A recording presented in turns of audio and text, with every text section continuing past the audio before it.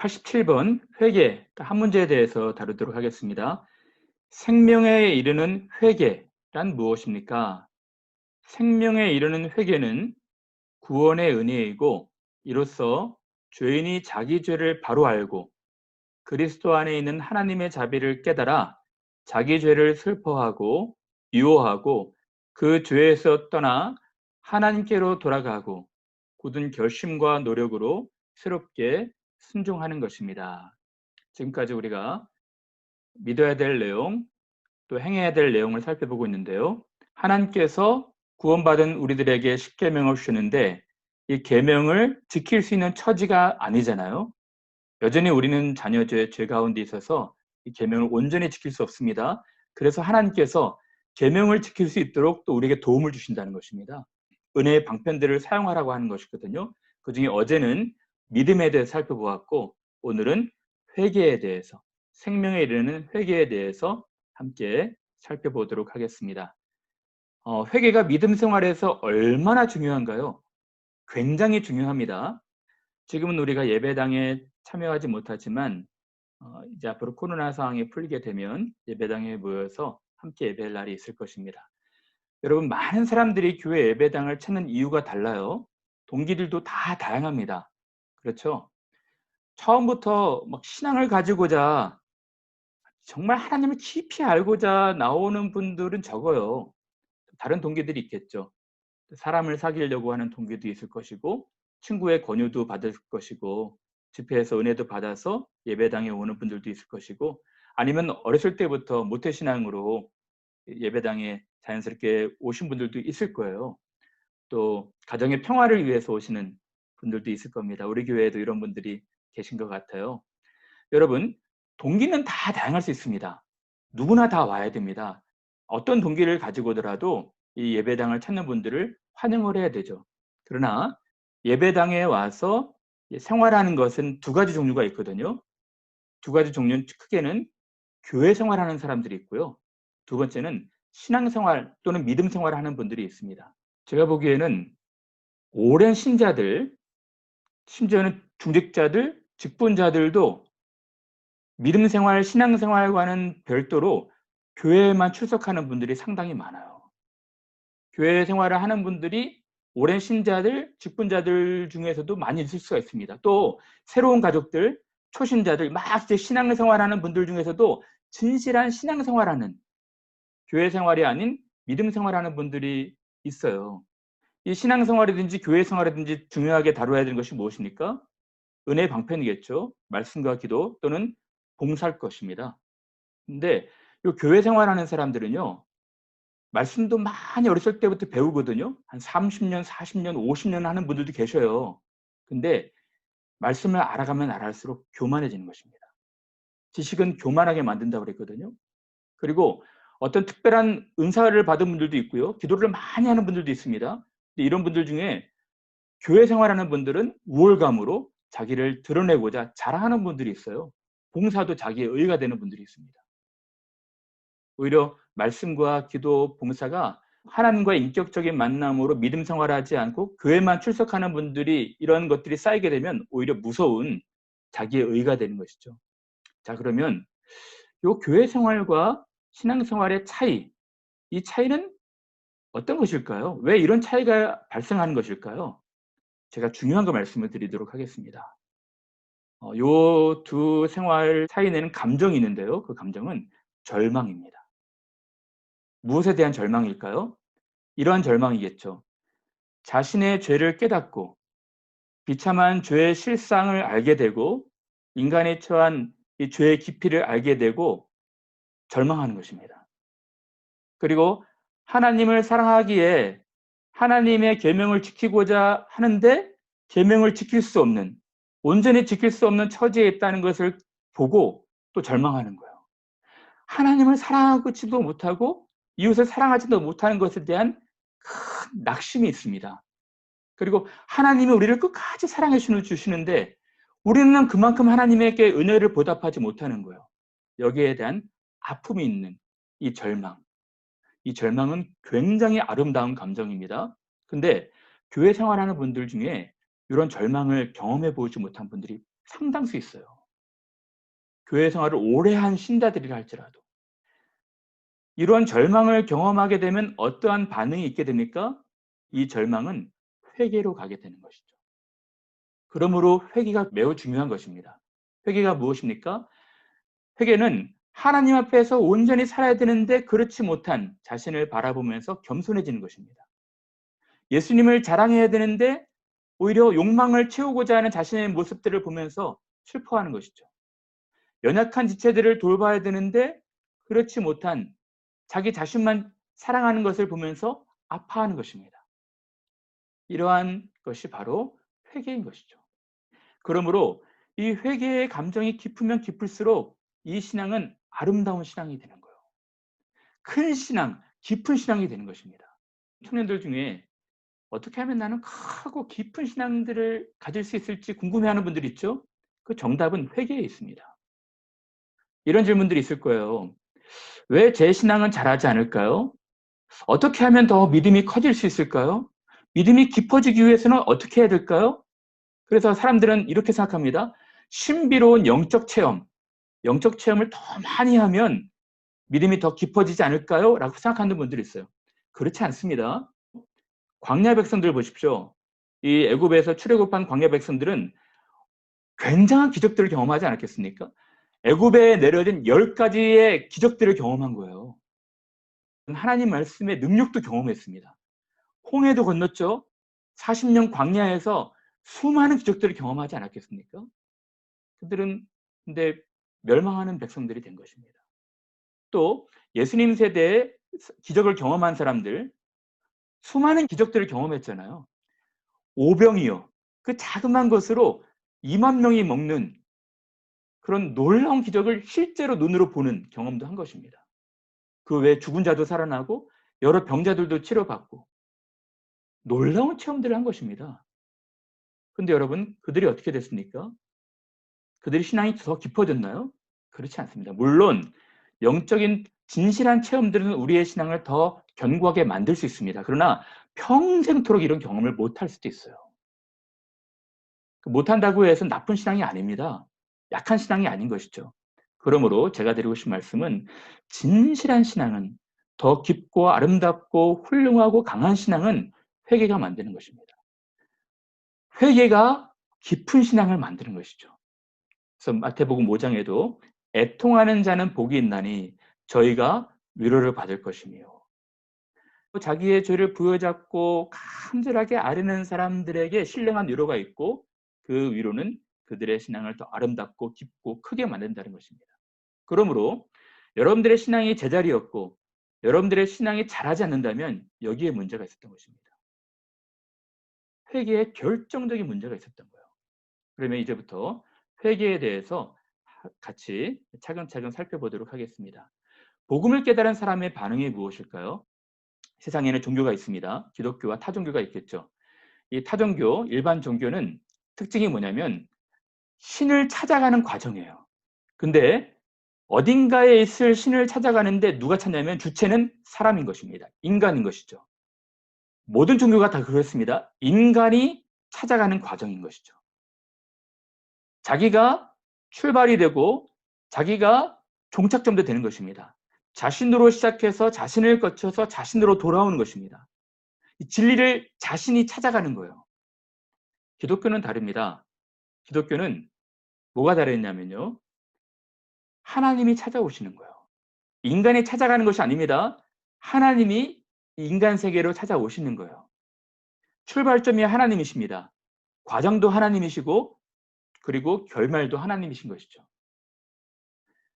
찾아오셔서 우리를 부르시고 믿음을 주시고 그리고 온전하게 구원하시고 영원한 자리에 이르게 하시는 것입니다. 결정적으로 다른 것은 사람에게서 출발되는 것이 아니라 하나님으로부터 출발한다는 것입니다. 그래서 흑암에 앉은 백성이 큰 빛을 보았고 사망의 땅과 그늘에 앉은 자들에게 빛이 비추었도다. 빛보다 모든 사람이 받을 만한 이 말이여 그리스도 예수께서 죄인을 구원하시려고 세상에 오신 것입니다. 그러면 예수께서 오신 이유가 무엇일까요? 예수께서 오신 이유는 분명합니다. 내가 의인을 부르러 온 것이 아니요 죄인을 불러서 왜 오셨다고 그랬죠? 회개시키러 오신 것입니다. 회개시키러 오신 거예요. 회개하고 믿게 하시기 위해서. 때가 찼고 하나님의 나라가 가까이 왔으니 회개하고 복음을 믿으라. 그래서 믿음과 회개가 굉장히 중요한 것이죠. 예수께서 오신 것을 깨달은 인간의 두 가지 반응은 믿음과 회개인 것입니다. 여러분, 기독교에서 굉장히 중요한 것은 믿음과 회개인 것이죠. 믿음은 어제 살펴보았고요. 오늘은 회개에 대해서 살펴보고 있습니다. 그러면 진정한 회개는 무엇이고 이 회개를 우리가 어떻게 하는 것일까요? 회개라는 용어를 살펴보도록 하겠습니다. 회개는 뉘우치고 고친다라는 뜻입니다. 영어로는 repentance고요. 히브리어는 리함하고 슈브라는 뜻인데 후회하다라는 뜻이 있었고요. 더 많이 돌이키다, turn back, return의 뜻이 있습니다. 헬라어로는 메타노이아라고 하거든요. 영어로는 conversion이라고 하고요. 메타노이아 뜻이 돌이키다라는 뜻입니다. 그래서 말씀에도 너희가 회개하고 돌이켜 turn back 하라는 것입니다. 죄 없이 함을 받으라. 그래서 회개에서는 굉장히 중요한 요소가 있는데요. 뉘우치고 후회하는 것도 중요하지만 결정적으로 중요한 것은 돌이키는 것입니다.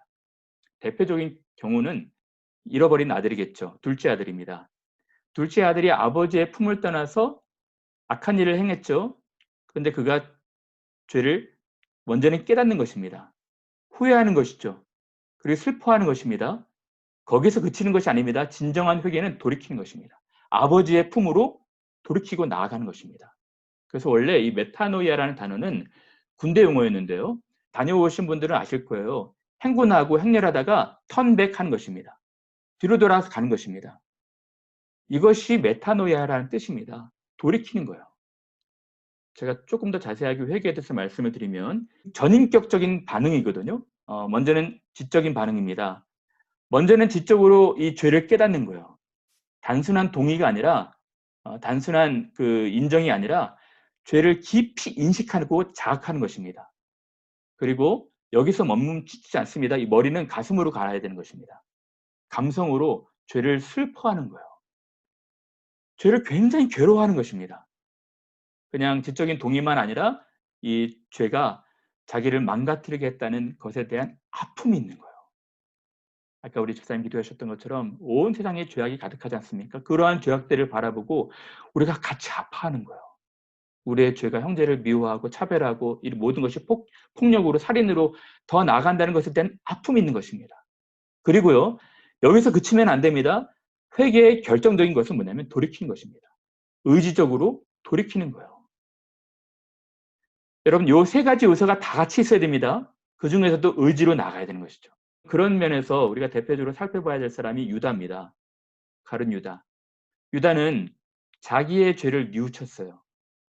자기가 선생님을 배반했다고 해서 괴로워했습니다. 몹시 슬퍼했죠. 그러나 돌이키는 것으로 나가지 않은 것입니다. 자기의 목숨을 끊은 것이죠. 돌이키지 못한 것입니다. 성경은 약속합니다. 너의 죄가 주홍 같을지라도 눈과 같이 휘어질 것이요 진홍같이 붉을지라도 양털같이 희게 되리라.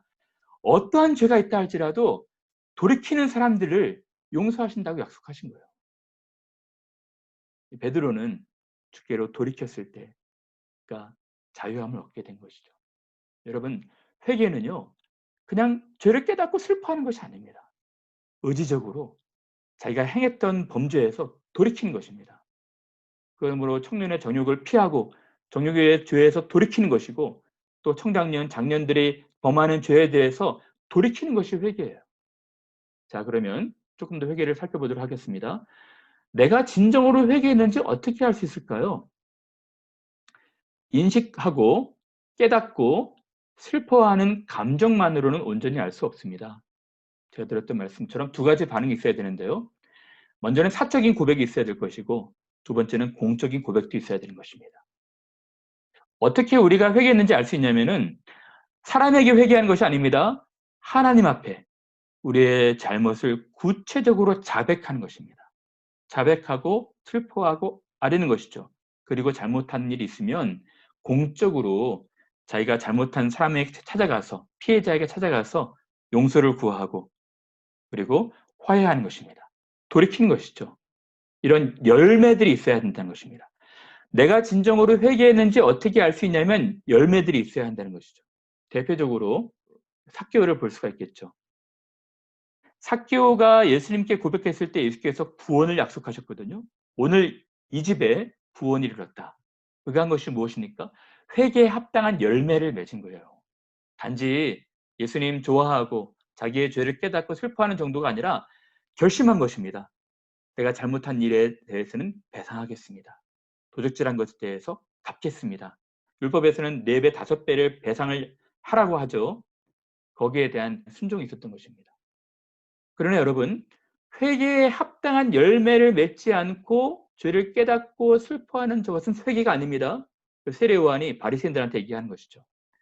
요한이 많은 바리새인들과 사두개인들이 세례 베푸는 대로 오는 것을 보고 이르되, 독사의 자식들아, 누가 너희를 가르쳐 임박한 진노를 피하라 하더냐? 이 사람들도 자기의 죄 때문에 괴로워했던 것 같아요. 그리고 죄를 슬퍼했던 것 같습니다. 그래서 많은 사람들 군중 속에서 끼어들어 가지고 세례를 받고자 했던 것 같아요. 근데 세례 요한이 만류하죠. 회개에 합당한 열매를 맺으라는 것입니다. 단지 우리가 슬퍼하고 눈물 흘리는 것이 회개가 아닙니다. 열매가 있어야 되는 거예요. 여러분, 그런 의미에서 제가 너무 훌륭한 책들을 소개할까 합니다. 부흥의 불길이라는 책인데요. 아주 오래전에 나온 책입니다. 여러분, 이런 17세기, 18세기 부흥 시대, 영적 대각성 시대의 책들을 읽는 것은 굉장히 유익하거든요. 여러분, 이때 막 복음이 선포가 되었고요. 이 복음이 선포가 되니까 수많은 사람들이 회개로 돌아오는 물결들이 있었습니다. 그리고 놀라운 회심 이야기, 어린 아이들의 회심도 다루고 있거든요. 이런 책들을 참 훌륭합니다. 그리고 1907년도에 있었던 평양 장대현 교회에서 일어난, 여기서부터 도화선이 되었던 대부흥 운동. 야, 이때는요. 단지 그냥 죄를 깨닫고 슬퍼하는 정도가 아니었어요. 돌이키고 각성하고 사회 개혁으로 나아갔던 것입니다.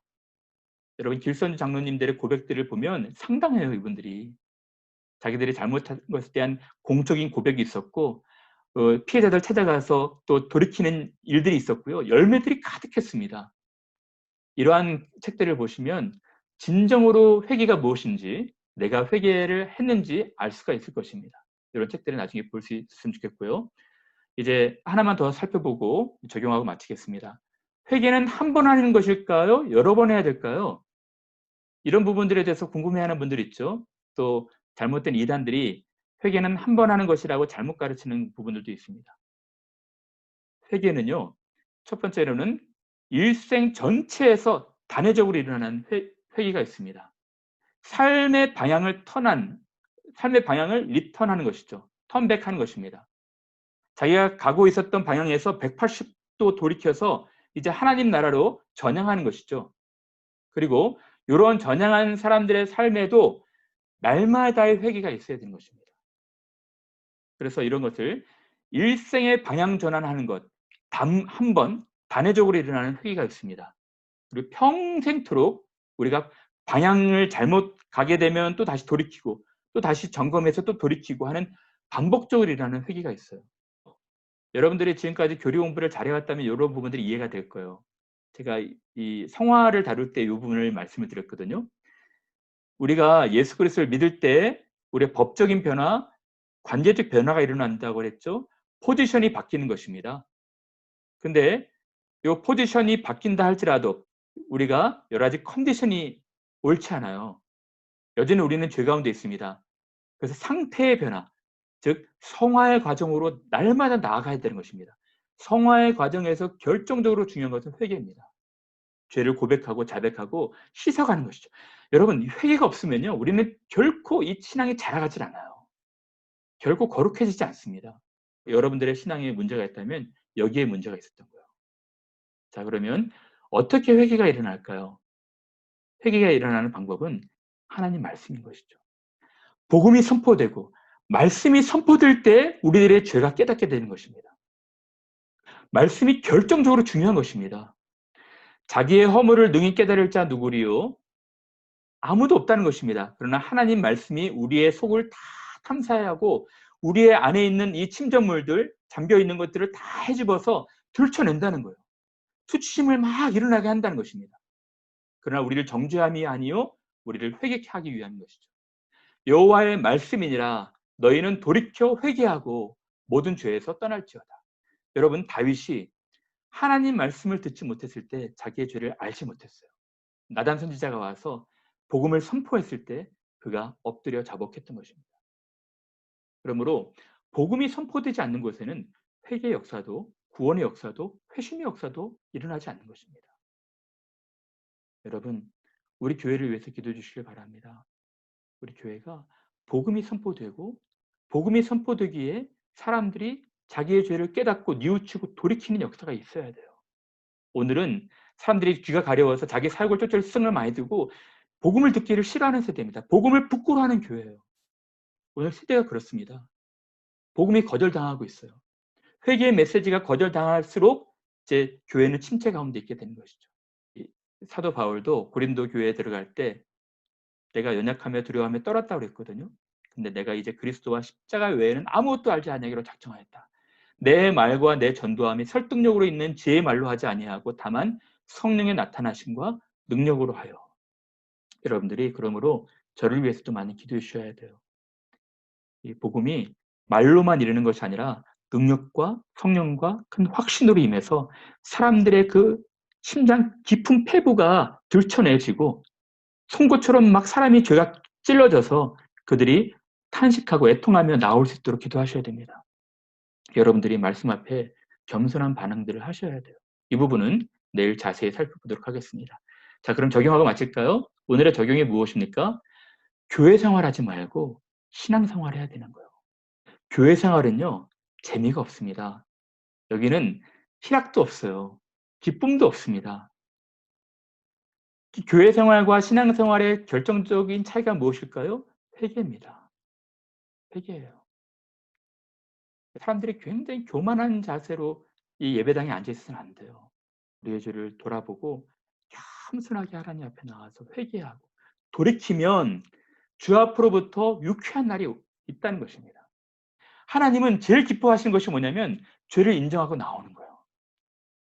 하나님께서 그것을 가장 기뻐하시고 그때 죄인이 자신의 죄를 인정하고 하나님 앞에 나올 때 하나님이 영광을 받으시는 거예요. 여러분, 그러므로 회개가 크고 깊은 신앙을 만들 것입니다. 정말 큰 신앙을 갖고 싶죠? 이 문제를 해결해야 돼요. 애통하는 자에게는 복이 있나니 저희가 위로를 받을 것이며, 저는 그래서 교회는 이 울음소리로 가득해야 한다고 봐요. 예배 시작할 때 이 울음소리가 가득하면 끝날 때에는 웃음소리, 그냥 사람들이 거짓으로 만드는 미소가 아니라 하늘로부터 오는 신령한 위로, 그 용서의 기쁨으로 가득해지는 것입니다. 우리 교회가 그런 교회가 되었으면 좋겠어요. 저는 그래서 이 우리 죄를 부여잡고 기도하는 모습들을 보면 너무너무 참 아름다워요. 하나님께서 기뻐하실 것입니다. 문제 읽고 마치겠습니다. 생명에 이르는 회개란 무엇입니까? 생명에 이르는 회개는 구원의 은혜이고, 이로써 죄인이 자기 죄를 바로 알고 그리스도 안에 있는 하나님의 자비를 깨달아 자기 죄를 슬퍼하고 미워하고 그 죄에서 떠나 하나님께로 돌아가고 굳은 결심과 노력으로 새롭게 순종하는 것입니다. 우리는 하나님 앞에서 올바른 사람들이 아닙니다. 하나님 앞에서 우리가 비춰보면 절망밖에 없는 사람들이에요. 그래서 우리가 회개하는 것입니다. 그래서 우리가 우는 것입니다. 그래서 우리가 슬퍼하는 거예요. 근데 하나님께서 그러한 사람들을 기뻐하신대요. 내가 의인을 불러러 온 것이 아니라 죄인을 불러서 회개시키러 왔다라고 말씀하신 것입니다. 하나님 앞에 신령한 위로를 얻는 귀한 분들 되시기를 바랍니다. 감사합니다.